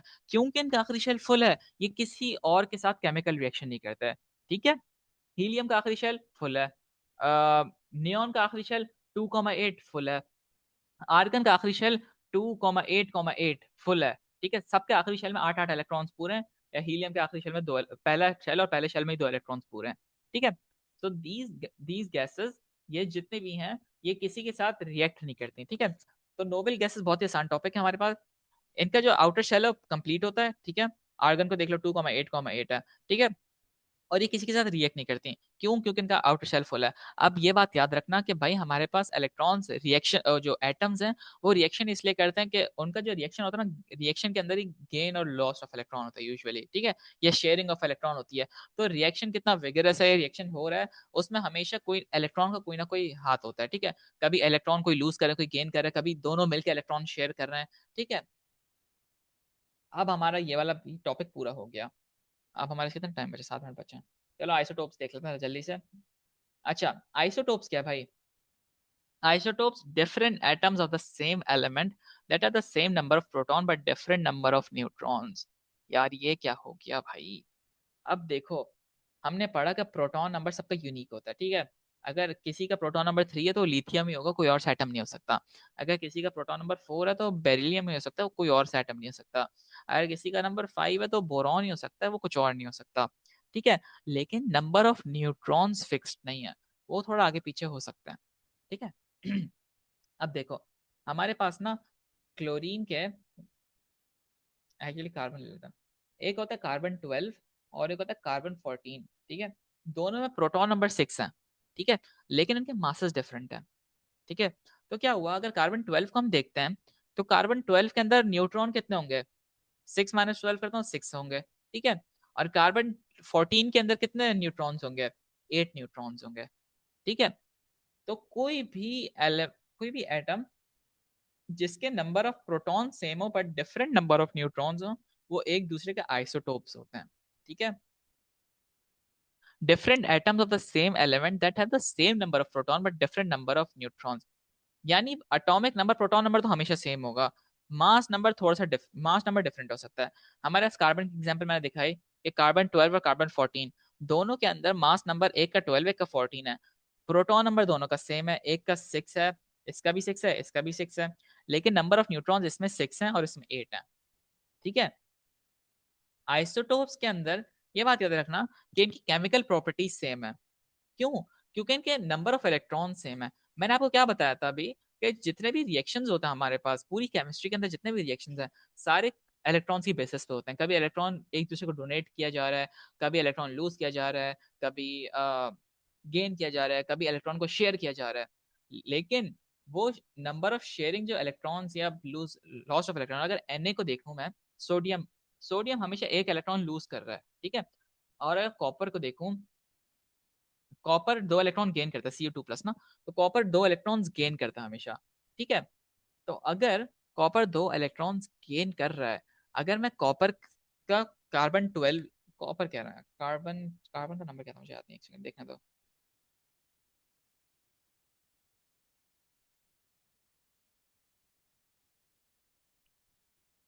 चलो कॉपर का भी छोड़ो अब, फ्लोरीन, क्लोरीन, ऑक्सीजन ले लेता हूँ, O2-, ठीक है, ज्यादा बेहतर रहेगा। चलो क्लोरीन ले लेता हूँ, क्लोरीन ज्यादा आसान है। ठीक है, हमारे पास एक और है क्लोरीन, ठीक है। जैसे इसका 12 और 14 मास है, क्लोरीन के हमारे पास 2 मास हैं, 35 और 37 वाले, ठीक है। तो अगर मैं इधर देखूं जरा गौर से, कि हमारे पास एक क्लोरीन है, ठीक है, क्लोरीन 35 और क्लोरीन 37, ठीक है। और इसके पास जो एटम्स इलेक्ट्रॉन्स वो 17 17 है दोनों में।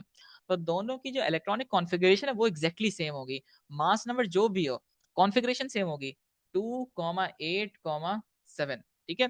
वो एक इलेक्ट्रॉन गेन करेंगे। अब इसका आइसोटोप जो भी हो, क्योंकि वो इलेक्ट्रॉन एक ही गेन कर रहे हैं, तो उनका जो वो होगा केमिकल रिएक्शन होगा वो सेम होगा, चाहे मैं क्लोरीन 37 यूज करूँ या मैं क्लोरीन 35 यूज करूँ, ठीक है। उनका जो इलेक्ट्रॉनिक कॉन्फ़िगरेशन होगी वो सेम है, तो उनका केमिकल रिएक्शन भी सेम होगा, ठीक है। Isotopes of the same element have the same chemical properties because they have the same number of electrons and therefore the same electronic configuration, ठीक है। आप कार्बन की कॉन्फ़िगरेशन देखो या क्लोरीन की कॉन्फ़िगरेशन देखो, ठीक है, दोनों में हमारे पास जो कॉन्फ़िगरेशन एग्जैक्टली सेम है, ठीक है। इसकी कॉन्फ़िगरेशन दोनों आइसोटोप्स में 35 और 37 की कॉन्फ़िगरेशन सेम है, कार्बन 12 और कार्बन 14 की कॉन्फ़िगरेशन एग्जैक्टली सेम है, ठीक है। समझ आ रहा है वाला कॉन्सेप्ट? चलो आई थिंक आज बहुत ज्यादा हो गया है, इससे ज्यादा बोलूंगा हजम नहीं होगा। आज यहीं तक रखते हैं थोड़ा, ठीक है। मैं इससे फिर और कराऊंगा इंशाल्लाह। ये आइसोटोप्स हम थोड़ा और देखेंगे, ठीक है। आइसोटोप्स थोड़ा सा मुश्किल टॉपिक है, ऐसे हमें थोड़ा सा और टाइम देने की जरूरत है। तो बस आज के लिए इतना ही रखते हैं, मजे करो, एंजॉय करो, कुछ भी पूछना पूछ लो, ठीक है। मैं रिकॉर्डिंग बंद कर लूँ।